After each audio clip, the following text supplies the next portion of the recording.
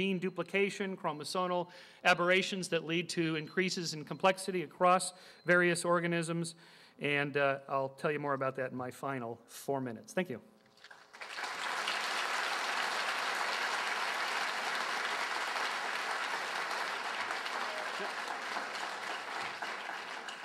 Okay, thank you. Now Dr. Hovind. Dr. Hovind will give 10 minutes rebuttal to the opening comments by Dr. Shermer.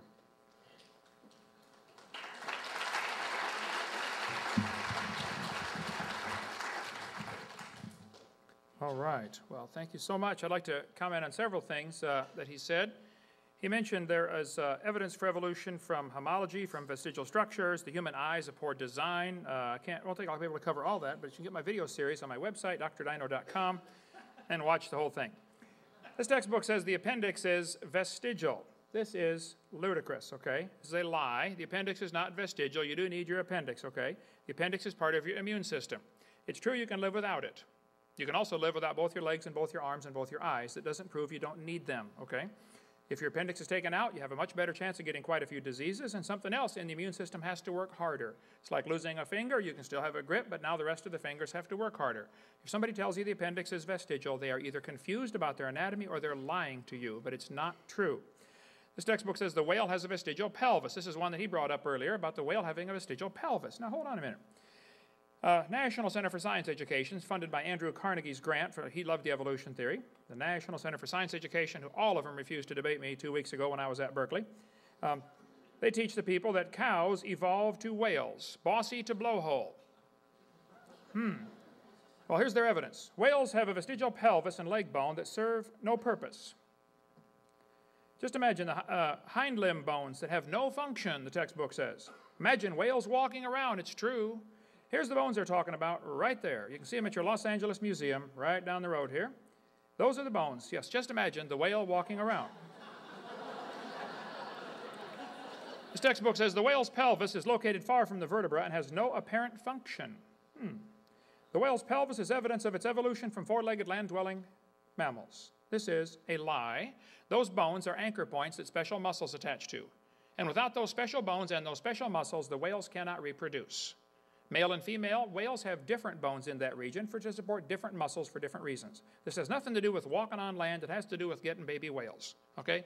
So the people that are writing this in the textbooks are either ignorant of whale anatomy or they're lying trying to push their theory. I hope they're just ignorant.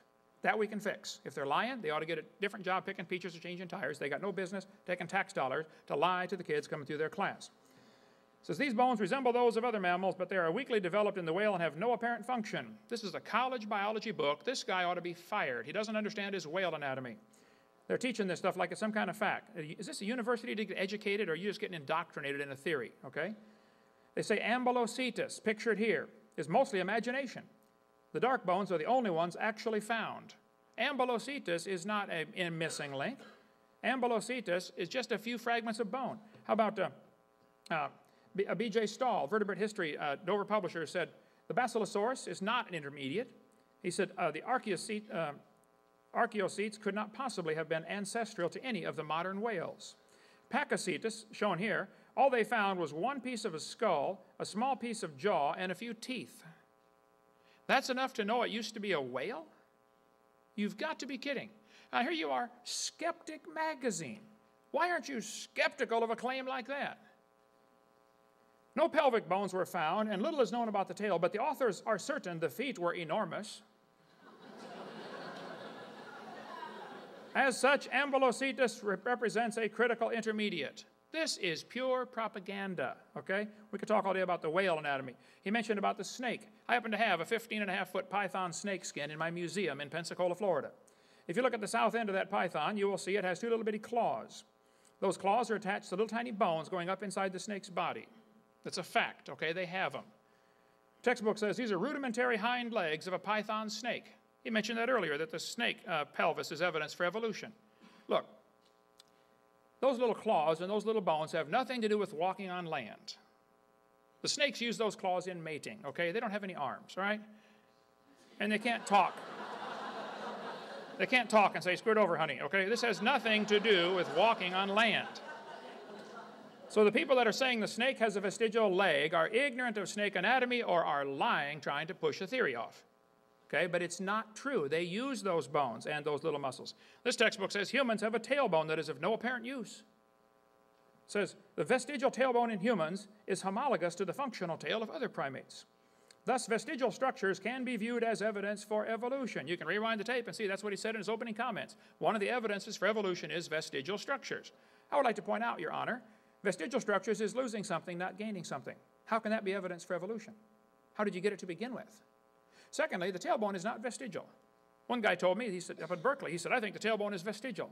I said, well, I taught biology and anatomy. I happen to know there are 9 little muscles that attach to the tailbone, without which you cannot perform some valuable functions. I won't tell you what they all are, but trust me, you need those muscles. Get your Gray's Anatomy. Now, if you believe the tailbone is vestigial, then I will pay to have yours removed. Okay? Bend over. This textbook says the coccyx is a small bone at the end of the human vertebral column. It has no present function and is thought to be the remainder of bones that once occupied the long tail of a tree-living ancestor. Either these authors are ignorant of anatomy or they're lying. I don't see another option, okay? If you know of one, please let me know. But it's not true that they're vestigial. And even if there were vestigial structures, that is the opposite. He mentioned that the human eye is poor design because the blood vessels are in front of the rods and cones. Well, the fact of the matter is, we live in the air, okay? Air is a poor insulator for UV light. Your body's last defense against ultraviolet light is a layer of blood vessels in front of the retina to protect the rods and cones from UV light. Some people say octopus. One atheist I debated in New York said octopus have a much better eye because their blood vessels are behind the retina. Ours are wired backwards. It's poor design. I said, well, sir, octopus live in the water, okay? Water blocks UV light. They don't need their blood vessels in front. So if you want to swap eyes with an octopus, you just go ahead, but you're going to be blind in a few days.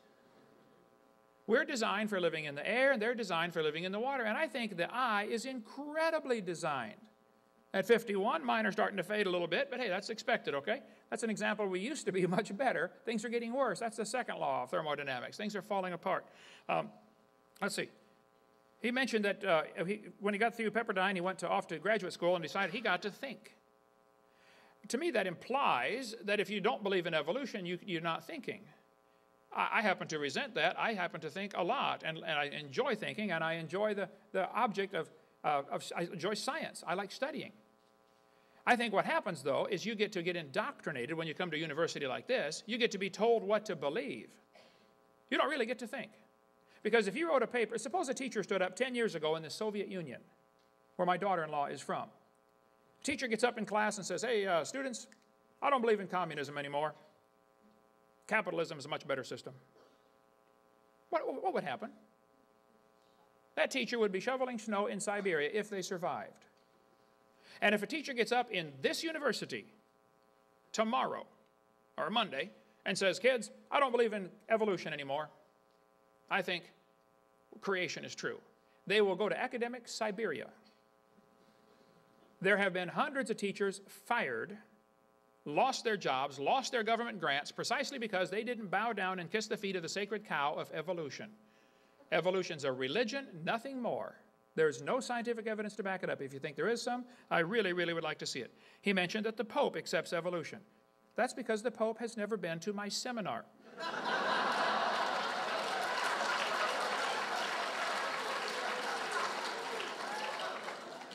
And I don't care what the Pope believes.